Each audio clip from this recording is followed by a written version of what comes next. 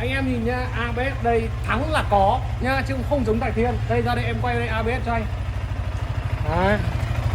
ABS đây nhá, có nhá. Thắng là có.